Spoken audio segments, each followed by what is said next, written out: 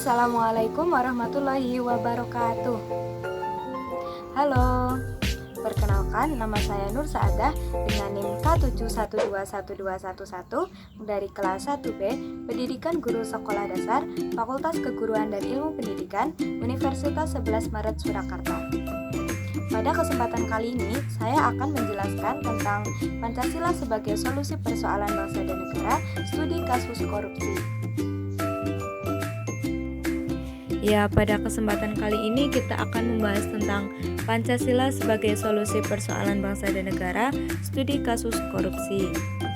Tujuan pembelajaran dari materi ini adalah 1. Memahami pengertian Pancasila sebagai solusi persoalan bangsa dan negara, studi kasus korupsi. 2. Memahami kesatuan sila-sila Pancasila sebagai solusi persoalan bangsa dan negara, studi kasus korupsi. 3. Mampu mengimplementasikan nilai-nilai dan makna-makna Pancasila sebagai solusi persoalan bangsa dan negara, khususnya studi kasus korupsi dalam kehidupan sehari-hari. Pancasila sebagai solusi persoalan bangsa dan negara, studi kasus korupsi. Indonesia mengalami banyak masalah dalam bentuk krisis yang multidimensional. Di antaranya adalah krisis ekonomi, politik, budaya, sosial, hankam, pendidikan, dan lain-lain, yang sebenarnya berhulu pada krisis moral. Tragisnya, krisis tersebut bersumber dari badan eksekutif, legislatif, dan yudikatif yang seharusnya mengemban amanat rakyat. Moralitas adalah kunci untuk mengatasi krisis. Kalau krisis moral sebagai hulu dari semua masalah, maka melalui moralitas pula krisis dapat diatasi. Indikator kemajuan suatu bangsa adalah sejauh mana bangsa tersebut memegang teguh moralitas. Moralitas memberi dasar, warna, dan penentu arah suatu bangsa. Moralitas ada 3 macam, yaitu moralitas individu, sosial, dan mondial. Moralitas individu lebih merupakan kesadaran tentang prinsip baik yang bersifat kedalam. Contohnya adalah rendah hati, toleran, rajin beribadah, dan lain-lain. Moralitas individu terakumulasi menjadi moralitas sosial sehingga akan tampak perbedaan masyarakat yang bermoralitas tinggi dan rendah. Sedangkan moralitas mondial adalah moralitas yang bersifat universal, berlaku dimanapun dan kapanpun. Moralitas yang terkait keadilan, kemanusiaan, kemerdekaan, dan lain-lain. Moralitas sosial tercermin dari moralitas individu dalam melihat kenyataan sosial. Moralitas sosial lebih pada bagaimana individu melihat orang lain sebagai manusia yang memiliki harkat dan martabat kemanusiaan yang sama. Moralitas individu dipengaruhi moralitas sosial dan sebaliknya. Seseorang yang memiliki moralitas baik bahkan dapat mempengaruhi lingkungan bermoral buruk. Seseorang yang bermoral tentu tahu di mana tujuan hidupnya, tidak hanya untuk kesenangan semata, melainkan kebahagiaan abadi, yaitu pengabdian kepada Tuhan. Pelajaran yang sangat berharga yang dapat diteladani daripada pendahulu kita yang berjuang demi meraih kemerdekaan.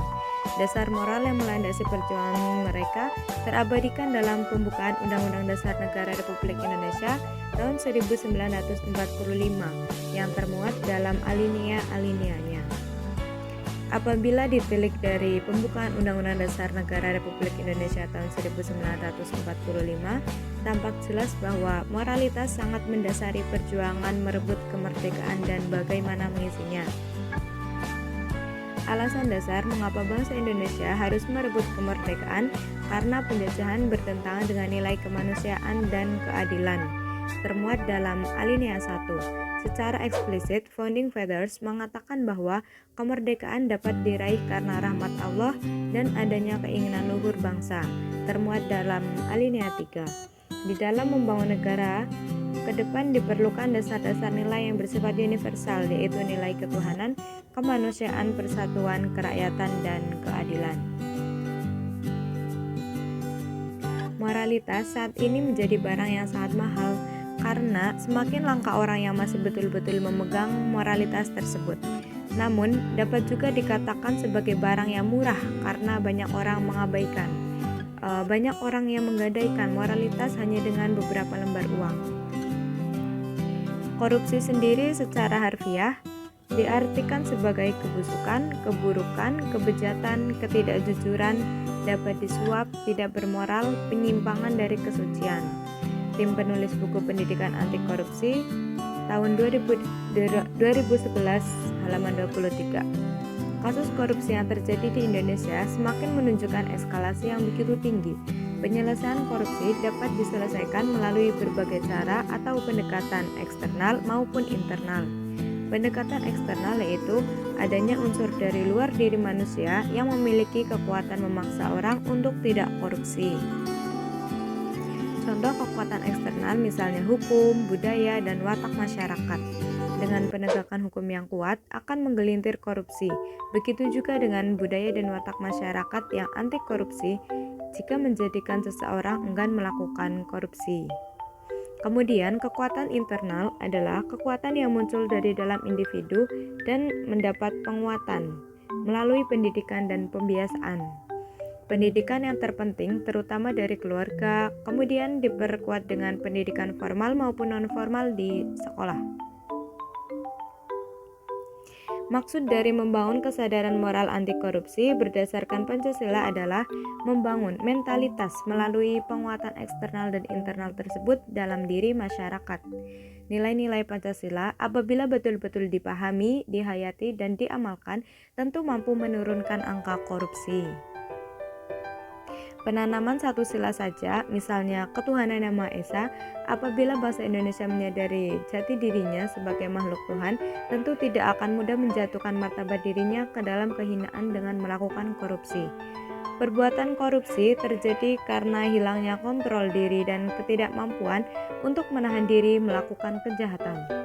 Kebahagiaan material dianggap segala-galanya dibandingkan kebahagiaan spiritual yang lebih agung, mendalam, dan jangka panjang. Keinginan mendapatkan kekayaan dan kedudukan secara cepat menjadikannya nilai-nilai agama dikesampingkannya. Manusia sebagai makhluk ciptaan Tuhan yang paling sempurna tentu tidak akan merendahkan dirinya diperhamba oleh harta, namun akan menyerahkan dirinya kepada hamba Tuhan. Buah dari pemahaman dan penghayatan nilai ketuhanan ini adalah kerelaan untuk diatur Tuhan, melakukan yang diperintahkan dan meninggalkan yang dilarang oleh Tuhan.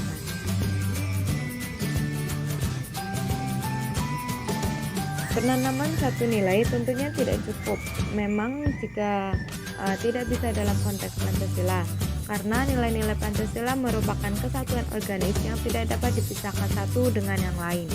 Dengan demikian akan menjadi kekuatan moral besar, manakala keseluruhan nilai Pancasila yang meliputi nilai ketuhanan, kemanusiaan, persatuan, kerakyatan, dan keadilan ini dijadikan landasan moral dan dijewantahkan dalam seluruh kehidupan bangsa dan negara, terutama dalam pemberantasan korupsi.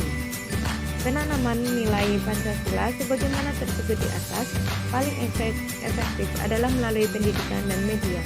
Pendidikan informal di keluarga harus menjadikan landasan utama dan kemudian didukung oleh pendidikan formal di sekolah dan non formal di masyarakat.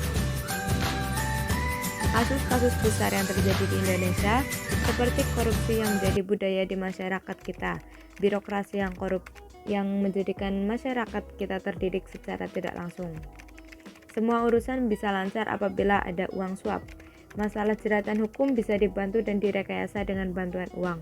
Bukan hanya masalah hukum, terdapat berbagai macam permasalahan dan persoalan lainnya. Merosotnya moral bangsa, kerusakan lingkungan, kasus narkoba, dan sebagainya. Pancasila menjadi jalan keluar dalam menuntaskan permasalahan bangsa dan negara.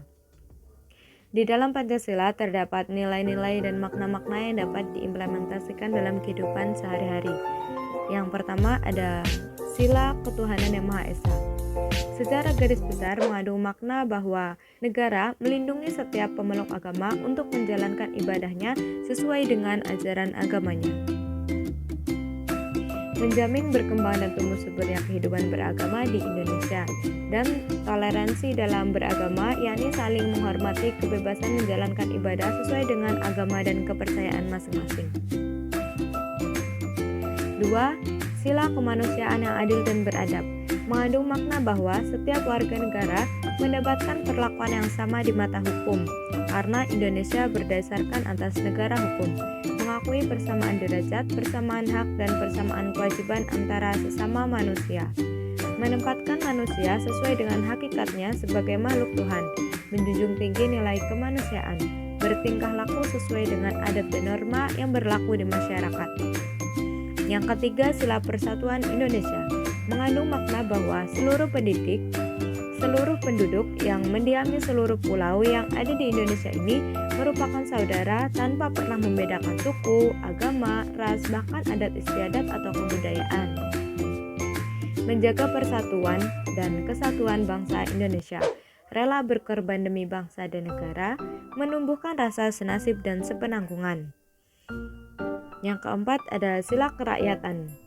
Sila kerakyatan yang dipimpin oleh hikmat kebijaksanaan dalam permusyawaratan perwakilan, mengandung maksud bahwa setiap pengambilan keputusan hendaknya dilakukan dengan jalan musyawarah untuk mufakat. Melakukan musyawarah artinya mengusahakan putusan bersama secara bulat, baru sesudah itu diadakan tindakan bersama, mengutamakan kepentingan negara dan masyarakat. Yang kelima ada sila keadilan sosial bagi seluruh rakyat Indonesia, mengandung maksud bahwa setiap penduduk Indonesia berhak mendapatkan penghidupan yang layak sesuai dengan amanat Undang-Undang Dasar Negara Republik Indonesia tahun 1945 dalam setiap lini kehidupan. Mengandung arti bersikap adil terhadap sesama, menghormati dan menghargai hak-hak orang lain. Penghidupan di sini tidak hanya hak untuk hidup, akan tetapi juga kesetaraan dalam hal mengenyam pendidikan. Nah, apabila nilai-nilai yang terkandung dalam butir-butir Pancasila tadi ini diimplementasikan di dalam kehidupan sehari-hari, maka tidak akan ada lagi kita temukan di negara kita Indonesia ini yang namanya ketidakadilan, terorisme, koruptor, serta kemiskinan. Karena di dalam Pancasila tersebut sudah tercermin semuanya, norma-norma yang menjadi dasar dan ideologi bangsa dan negara, sehingga tercapailah cita-cita sang perumus Pancasila, yaitu menjadikan Pancasila menjadi jalan keluar dalam menuntaskan permasalahan bangsa dan negara. Terima kasih. Sekian penjelasan materi dari saya. Terima kasih sudah menonton. Semoga bermanfaat. Wassalamualaikum warahmatullahi wabarakatuh.